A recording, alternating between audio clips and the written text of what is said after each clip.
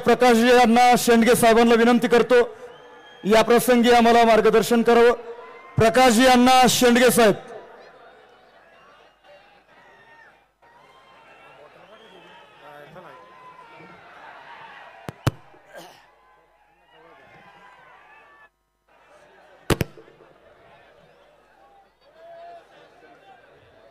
येळकोट येळकोट, अब येळकोट येळकोट, येळकोट येळकोट।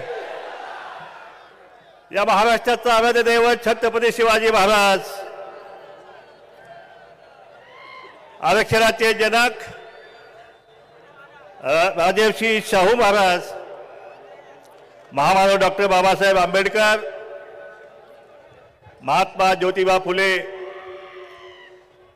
सावित्रीबाई फुले, अहिल्यादेवी होळकर यांच्या प्रतिमेला अभिवादन करून आज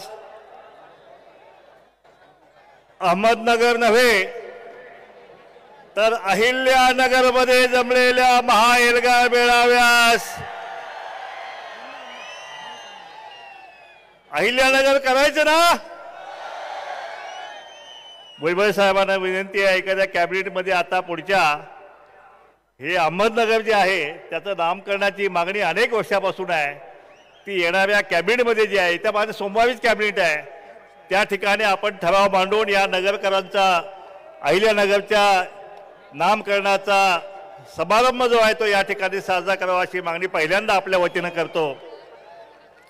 व्यासपीठावर उपस्थित ओबीसींचे योद्धे, ओबीसींचे मसीहा, तुम्हा सगळ्यांचे नेते आदरणीय छगनरावजी भुजबळ साहेब,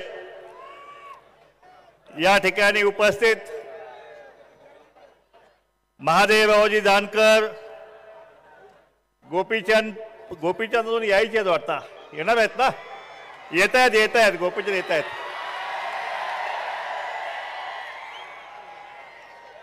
कल्याणरावजी दळे, लक्ष्मणजी हाके, या ठिकाणी आगरी कोळी समाजाचे नेते आदरणीय जेडी तांडेलजी, शब्बीरभाई अन्सारी व्यासपीठावर उपस्थित, या ठिकाणी संयोजन समितीचे सगळे नेते मंडळी आणि लाखोंच्या संख्येने या ठिकाणी या एल्गार महामेळाव्यास उपस्थित असलेल्या ओबीसी, भटके, विमुक्त आणि बाल बंधू आणि भगिनीनो, जरांगेंच्या उपोषण सुटलं आणि गुलाल पडला। तुम्हाला माहित नाही हा तिसरा गुलाल होता।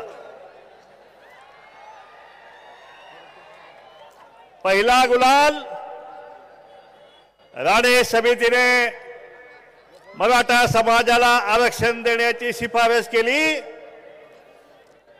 आणि ती महाराष्ट्र सरकारनं मान्य केली, कॅबिनेट निर्णय झाला आणि या महाराष्ट्रातील तमाम मराठा समाजानं गुलाल उधळला। दुसरा गुलाल देवेंद्र फडणवीस साहेबांनी या महाराष्ट्रातील मराठा समाजाची मागणी नसताना सुद्धा त्यांना मागासवर्गीय ठरवलं, गायकवाड कमिशनचा बोगस अहवाल घेतला आणि विधानसभेमध्ये बिल पास केलं की हा मराठा समाज मागासलेला आणि त्याला 16% आरक्षण दिलं। त्यावेळी या महाराष्ट्रातल्या मराठा समाजानं दुसऱ्यांदा गुलाल उधळला। आता या शिंदे सरकारने 27 जानेवारीला आणखी एक बोगस आरक्षण त्यांना दिलं आणि या मराठा समाजाने तिसऱ्यांदा गुलाल उधळला। अजून किती वेळा खोटा गुलाल तुम्ही उधळून घेणार आहे? आता 2024चा रणसंग्राम समोर आहे। 2024च्या या निवडणुकीच्या रणसंग्रामामध्ये या महाराष्ट्राच्या विधानसभेवर ते ओबीसींचा झेंडा फडकणार आहे आणि त्या ठिकाणी खरा खुरा आमचा भंडारा जो आहे तो संपूर्ण महाराष्ट्रावर उधळणार आहे आणि पुन्हा कधीही तुम्हाला गुलाल उधळण्याची संधी या महाराष्ट्रामध्ये मिळणार नाही, हा ओबीसी समाज मिळवून देणार नाही। या ठिकाणी आता पुढचा गुलाल तुम्ही विसरा, जो गुलाल तुम्ही उधळला त्या गुलाल झटकण्याचं काम आता मराठा समाजाचे नेतेच करायला लागलेले आहेत। त्या ठिकाणी प्रवीण गायकवाड म्हणते ते फसवा आयोग आहे, फसवा आरक्षण आहे, बाकी सगळे नेते म्हणते की ते फसवा आयोग आहे।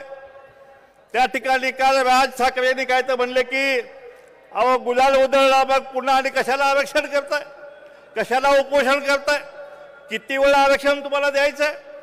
म्हणजे या ठिकाणी महाराष्ट्र सरकारने जरांगेची फसवणूक केली की मराठा समाजाची फसवणूक केली, हे आता महाराष्ट्र सरकारने सांगण्याची गरज आहे। या ठिकाणी आता सर्वेक्षण सुरू आहे। आत्ताच कोणी सांगितलं की बंगला असला तरी झोपडं सांगायचं, 4 व्हीलर असलं तरी सांगायचं, काहीच नाही सांगायचं, सरकारी नोकरी असली म्हणून तरी सुद्धा सांगायचं की मी मोलमजुरीला जातोय। असा खोटा सर्वे जो आहे, बोगस सर्वे सुरू आहे। भुजबळ साहेबांना माझी विनंती आहे, सर्वेक्षण जरी खोटं असलं तरी आधार कार्ड नंबर खरा दिलेला आहे, पट्ट्यानं तुम्ही आधार कार्ड खरा नंबर दिलेला आहे आणि त्या आधार कार्डाला तुमचा बँक अकाउंट नंबर लिंक मोदींनी केलेला आहे, ना आधार कार्ड सगळ्यांचं लिंक झालं ना। मग आता एखाद्याने खोटं सांगितलं तर बँक अकाउंट मध्ये माहिती मिळणारच आहे ना। मग ज्यांनी खोटी माहिती दिली त्यांच्यावरती कारवाई जी आहे ती कारवाई या ठिकाणी झाली गेली पाहिजे। ज्या अधिकाऱ्यांनी खोटी माहिती दिली त्या अधिकाऱ्यांच्यावर सुद्धा खोटी माहिती दिल्याबद्दल त्याला शिक्षा ही झाली गेली पाहिजे।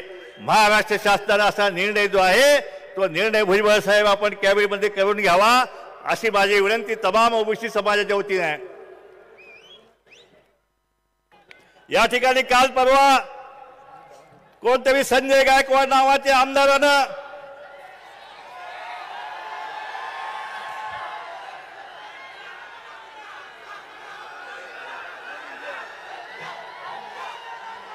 (2024) निवडणुकीत या गायकवाडला आपण लाता घालणार का नाही? ह्याला आता लाता घालूनच बाहेर काढायचं आहे। म्हणून मी या ठिकाणी सांगतोय की 2024 ही तयारीला लागा। या ठिकाणी आपल्याला ओबीसींचं सरकार आणायचं आहे, ओबीसी मुख्यमंत्री आणि बहुजन सरकार। कळलं का मी काय म्हणतो ते? सरकार पण बहुजनांचं आणि मुख्यमंत्री सुद्धा बहुजनांचाच आणि तोही ओबीसींचा करायचा आहे। आणि म्हणून गावागावामध्ये कामाला लागा। आतापर्यंत आपण यांचे राजे आपल्या मतपेटीत बाहेर काढले, आपली अक्षम्य चूक झाली, पण आता 2024 या निवडणुकीमध्ये त्या मतपेटीतून आता आपला राजा आपल्याला बाहेर काढावा लागणार आहे। नाही तर आतापर्यंत ह्यांच्या घरात मूळ जन्मलं तरी आमदार म्हणून जन्मायचं, खासदार म्हणून जन्मायचं। मागे गोपीचंद मागायचं म्हणायचं सांगलीमध्ये, कुणी आमदार घ्या आणि कुणी खासदार घ्या, आणि आमच्या ओबीसीच्या घरात एखादं बाळ जन्मलं तर त्यो हमाल होणार। कुणी हमाले घ्या, कुणी वीटभट्टी कामगार घ्या, कुणी बेलदारे घ्या, कुणी सुतारे घ्या, असला सगळा विषय चालला होता। पण आता हे सगळं थांबलं पाहिजे। आता चावडीवरती तेली माळी कोळी कोष्टी कुमार धनगर वडा रामोशी आज या ठिकाणी एकत्र झाले तर महाराष्ट्राच्या एका आपण ग्रामपंचायत मध्ये या मराठ्यांचा साधा सरपंच पण होणार नाही। आमदार तर लय लांबची गोष्ट आहे, खासदार तर लय लांबची गोष्ट आहे। आणि म्हणून आता तुम्हाला संधी येत आहे, व्हा एकत्र, दलित ओबीसी मुस्लिम सगळ्यांना सोबत घ्या आणि मतपेटीवर हल्ला करा आणि त्या मतपेटीतून फक्त ओबीसीचाच राजा बाहेर काढायचा एवढा निर्णय जो आहे तो आपल्याला आजच्या सभेतून या ठिकाणी करायचा आहे। आपली मतं फक्त ओबीसीलाच द्यायची का मला सांगा? आपली मतं फक्त ओबीसीलाच द्यायची. एकाही आता हा प्रस्थापित जो आहे त्याला द्यायचे ना. मोठा भाऊ आता म्हणते तुम्ही धाकटे भाऊ, आम्ही मोठे भाऊ, वारे मोठे भाऊ, सगळा वाटा तुम्ही घेतला आणि घाटा मात्र आमच्या वाटला दिला तुम्ही. आता आम्हाला चालणार नाही. अहो मुख्यमंत्रीपद तुम्ही घेतलं, मंत्रीपद तुम्ही घेतलं, आमदारके तुमच्या, खासदारका तुमच्या, बँका तुमच्या, सहकारी बँका तुमच्या, सूतगिरण्या तुमच्या, हायस्कूल तुमचे, कॉलेज तुमचे, सगळं तुमचं. मग तुम्ही धाकटा भाऊ म्हणून आमच्या वाट्याला तुम्ही काय दिलं? जरांगे तुम्ही जरा या छोट्या भावाला समजून सांगा की आम्ही तुमच्या वाट्याला हे दिलं. अरे काय आमच्या वाट्याला आलं? या ठिकाणी वंजारी समाज मोठ्या समाजाने या ठिकाणी आलेला आहे. त्यांच्या हातातला ऊसतोडीचा कोयता आता दुसरी पिढी या ठिकाणी ऊसतोडी करत आहे. या ठिकाणी हमालांची तिसरी पिढी आली. बेलदार असेल, राबूश असतील, आज या ठिकाणी राजे उमाजी नाईकांची आज पुण्यतिथी आहे. त्या ठिकाणी त्यांच्या प्रतिमेला आपण सगळ्यांनी अभिवादन आजच्या सभेमध्ये करायचं आहे. आणि त्या ठिकाणी रामोशी समाजानं सुद्धा सांगितलं की त्या ठिकाणी स्वातंत्र्य मिळवण्यासाठी उमाजी नाईकांना त्या ठिकाणी झाडावर त्यांना फाशी दिली. 3 दिवस त्यांचा मृतदेह लटकत ठेवला होता ब्रिटिशांनी, पण कुणी सुद्धा काढायची हिंमत केली नव्हती. अशा प्रकारे हे स्वातंत्र्य मिळवण्यासाठी या सगळ्या रामोशी समाजाने सुद्धा रक्त सांडलेलं आहे. या ठिकाणी स्वराज्यासाठी होता जीवा म्हणून वाचला शिवा, पण या ठिकाणी जीवा महाले, उमाजी नाईक यांच्या पिढ्यांना या स्वातंत्र्यामध्ये, या स्वराज्यामध्ये काय मिळालं आम्हाला हे या सत्तेनं, या जरांगेने या सगळ्या छोट्या भावाला सांगावं. म्हणून आता मी निर्णय केलेला आहे. आता आमचा वाटा तुम्हाला आणि तुमचा वाटा आम्हाला. आता तुम्हाला ऊसतोडी करायची पाळी आल्याशिवाय राहणार नाही महाराष्ट्रामध्ये. कारण आता सगळे कारखाने आता आमचे होणार आहेत. कारण तिथं सुद्धा 60% ओबीसी आहे. त्या ठिकाणी सगळे मेंबर, सभासद हे सगळे आपले होणार आहेत. त्यामुळे सुतगिरण्या, कारखाने हे सगळं सुद्धा आपल्या वाट्याला या ठिकाणी येणार आहे. म्हणून माझी विनंती आपल्याला, आता एक पण निवडणूक सोडायची नाही. सगळ्या निवडणुका आपणच जिंकायच्या आहेत. एकात सुद्धा आता सांगतात की राजकीय आरक्षण गेलं. राजकीय आरक्षण गेलं कुठे गेलं? एक सुद्धा पंचायत समिती सदस्य आणि एक सुद्धा जिल्हा परिषद सदस्य आता ह्यांचा आपल्याला होऊ द्यायचा नाही. झाला तर तो फक्त ओबीसी आणि दलितांचाच होईल. या ठिकाणी एकाला सुद्धा आपण आता येऊ द्यायचं नाही. माझी विनंती आपल्याला की या ठिकाणी आपल्या भुजबळ साहेबांच्यावर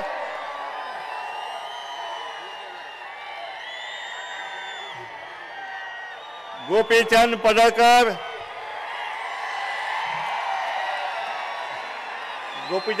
आलेले आहेत.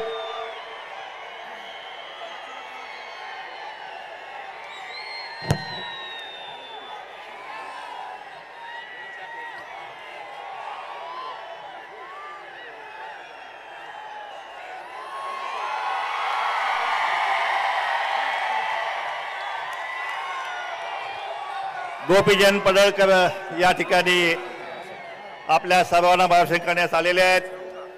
आता या ठिकाणी मी जाता जाता आपल्याला एवढंच सांगेन की बाबाओ, आपलं आरक्षणचा सत्यानाश करण्याचं काम या सत्ताधीशांनी केलेलं आहे. आणि आपलं हक्काचं आरक्षण हे कुणबी, बोगस कुणबी दाखले देऊन या ठिकाणी हडप करण्याचा प्रयत्न सुरू आहे. 2 याचिका आपल्या वतीनं कोर्टात दाखल झालेल्या आहेत. त्याची सुनावणी उद्या होणार आहे. एक ॲडव्होकेट आपले मंगेश ससाडे आणि दुसरे ॲडव्होकेट ढोले पाटील, या दोघांच्याही याचिका आपण दाखल केलेल्या आहेत. आपली न्यायालयीन लढाई जी आहे ती आता आपण सुरू केलेली आहे. एकीकडे न्यायालयीन लढाई, दुसरीकडे आपली रस्त्यावरची लढाई आणि तिसरी लढाई जी आहे ती आपली 24वी राजकीय लढाई जी आहे. या तिन्ही लढाया ज्या आहेत त्या आपल्याला लढायच्या आहेत आणि आपल्याला जिंकायच्या सुद्धा आहेत. एक कणभर सुद्धा आरक्षण आपलं कुणीही या ठिकाणी घेऊन जाणार नाही. या ठिकाणी असा निश्चय जो आहे तो आपण सगळ्यांनी करूया आणि पुन्हा एकदा जाता जाता नरवीर उमाजी नाईक यांना आपण सगळ्यांनी आज त्यांच्या पुण्यतिथीनिमित्त आपण त्यांना अभिवादन करावं अशी आपल्या सगळ्यांना विनंती करतो आणि थांबतो. जय हिंद, जय महाराष्ट्र, जय मल्हार, जय भीम, जय ओबीसी.